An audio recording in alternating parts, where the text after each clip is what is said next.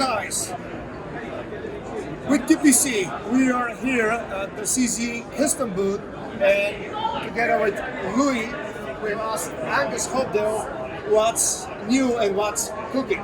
So Angus, not too many questions, right? we'll try to keep it easy for you. Okay, so about 3-4 years ago, I really wanted to shoot a 5-inch bull barrel CZ. I was told it wasn't possible, so we went ahead and built it. This is our 5-inch upper. The slide and the frame and all the component parts are made by us in Mesa, Arizona. We allowed that slide to have a bushing in it so we could suppress it. Everybody wants suppressors now. Plus, we have our RDS cut. The cool thing about our RDS cut is it's slotted in the front and in the back. And the plate slides in and then it's screwed down. So there's no stress on the screws. It's the most rigid mounting system, I believe. And that's, a lot of shooters, they have problems with that in general when they have optics attached. Yeah. So we fix that problem. Right, so the way this works is we have a series of plates that go to all the different mounting systems of all the different scopes. So it gives you a really, really good flexibility. I want to try this scope. I can. Plus, if you decide you're going to away from the optic, we have an iron sight plate that goes back into the gun. Beautiful, beautiful. So you can switch back and forth. Correct. This is an SP1 Shadow. This is the gun we've been doing for a long time.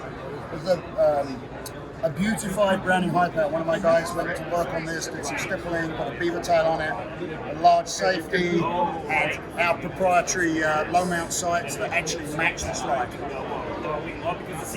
Then this is a prototype. So as we were going down the line, we said, you know what, we've got a slide, we've got a barrel, what don't we have? We don't have a frame. So let's build ourselves a frame. So basically, we came... So we built our own frame. Checkered front and back, large mag wheel. It's a hammer forged frame and then fully machined. Okay, okay. The slides are machine fitted to the frame and then hand lapped. Some very cool things about the gun is the sear pin goes all the way through the frame. So there's a direct relationship between the sear and the hammer. Nothing in there is moving. We changed the angle slightly on the sear, so the release is a little nicer. And you have to pull the trigger actively.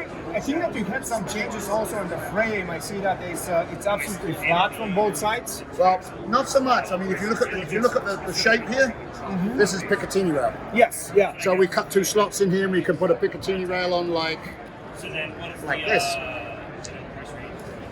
So, but that's an option. You know, you ask us if you want it. So we have different styles of sights. We have tritiums. Most of the competition shooters these days are using some sort of fiber optic. Yeah. Great trigger pull. You can tell me. I have no doubt about it. Well, Rawson fondles that gun. I think you guys are best known for your true custom work. Correct. And I really want to highlight what you and your craftsmen do. Thank you. So I was looking at one of the guns you were showing me earlier with the gold line front sight. Oh yeah. And I'd like you to pull that thing out. By the way, it's a absolutely super crisp single action trigger. Very light, but at the same time super crisp. So, you know, everybody needs an heirloom gun at some point in their life. So I have these my guys. I like to challenge them. So I tell them, you know, here's a gun, do what you can with it. And this is what one of my guys came back with. Now you have to really look at it. Louis going to hold it, and Louis is going to show you some of the features of it. Let me talk about this because I'm a sucker for real craftsmanship. Just take a look at the front of this gun. Look at the blending that they do. This custom piece that fills that gap between the guide rod and the bottom of the barrel. That small little relief cut to allow for the unlocking of the barrel. Check out these serrations on the top of the slide. Gorgeous. Coming perfectly symmetrical. This amazing work with the French border. See, I'm a sucker for this kind of work. This is old world craftsmanship that you just don't see these days. And you know why I love Louis? Because some people will come in here and say, what did you do to it? Oh, I can see. Just looking at the grips. Look at how it's almost organic the way it flows into the frame. Not to mention the beauty of the wood. Just an amazing pistol that is that would fit a chief of police very well. I'm just saying. What about the gold bead? Oh, I'm sorry. And this is something harkens back to the old school, which is a gold bead or gold line front sight. Check out how they drill down into the front sight, inset real gold, none of this brass stuff, but real gold, and then machine the face and serrate it. Just amazing. Allows for that high visibility, but with the classiness that you can only get from a gold line or gold bead front sight. That's classy right there. I think Louis is going to be having one of those on his Hi-Power, right now. I think I will. Life is too short to live with an ugly gun. So sorry, Glock guys, but that's my take on life. I think that Louis is already addicted to that gun. Yeah, this is a beautiful gun. It's beautiful. It's got a high cut here, just a stirrup cut in the front. We've never done this on one of the guns before. It looks really nice. Obviously, seeing what we were saying about the shape of the dust cover, Yes. we can put the Picatinny rail in here. So it's more functional. Yeah, beautiful gun. I might even have to keep it myself. But see, that's what I like about CZ Custom, is that the fact that they are a true custom shop. It's not just off-the-shelf parts, but they're actual craftsmen who put these guns together. So of course everyone's into brace guns, or have been, the pistols and things. So this was a Scorpion chassis that we were buying directly from CZUSA. The handguards from HBI, the rackers from HBI, the compensators our design, because the barrel's like in here somewhere, and you don't want to be shooting your finger off. So we poked it out, we bolted the barrel, it's got a nice side flash compensator. So we put a little minimal hand stop on it, we make this as well, just so that you don't like slide off the front. Just like physical reference. Cook yourself. Yeah. Then one of my guys came up with a great idea. He came up with the idea with a crossbolt safety for the Scorpion. And we can make it work from either side. It's a different part. Okay. So safety on, safety off. Then we couldn't leave the trigger alone. Because this thing came with a machine gun trigger. Tell me about that trigger. Clear gun for all of you safety folks out there. Very nice. So these are the three components, the four components that we make to make that trigger job the way we do. So almost no take up. All crisp wire rig. EDM'd. That's the best trigger I've felt on this style of firearm. I'm getting curious right now. Okay, Let me try that trigger there. there you go. Check it.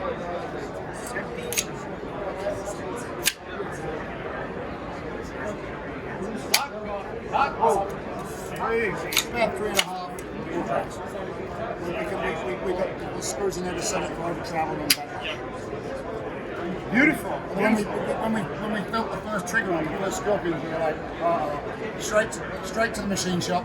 Oh yeah, absolutely. And even the guys from Czech Republic, they ask, is there any other, additional parts for Scorpion triggers? And they wait long. So that's nice. Then we designed the brace bar, and it's reversible in all ways. So you can flip it around the other side, and you can flip the bar around, and then you can move it up and down on the Picatinny rail. So depending on what optic you put on there, you can have it this way up, that way up, and it folds either way.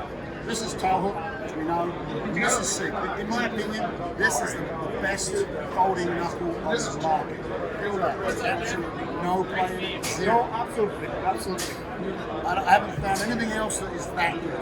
That's why we wanted to partner with SIG to do this. Super solid. Absolutely. There's no gap, nothing. Some of them are real. Not that we would ever put them in a shop. Of course not. It's awesome. So, further down, we've got some different finishes. We've got some Polycoat. We've got some Polycoat. We use the original finish that CZ use. They call it Polycoat.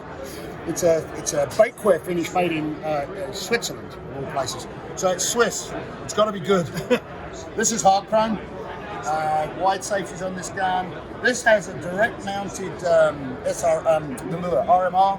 Yeah. What we do is we make a little plate here because the screws on the RMR break out the slide. Okay. So we cut this so low. See how we cut this here?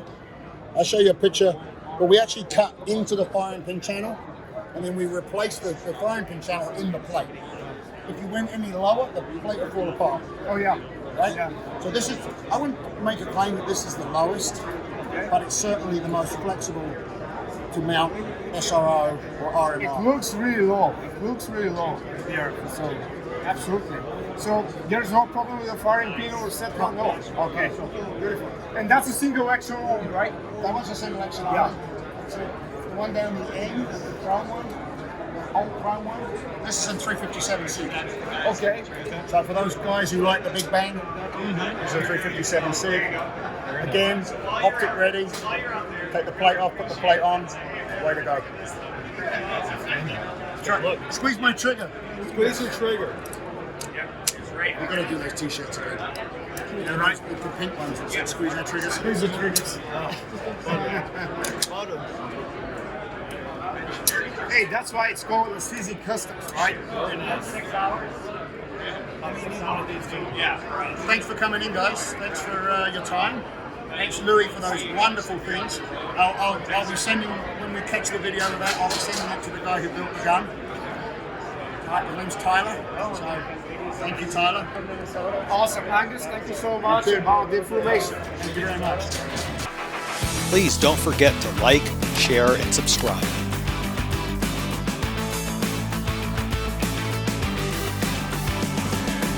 Also, visit the online training page on our website or check the calendar section to sign up for our in-person courses.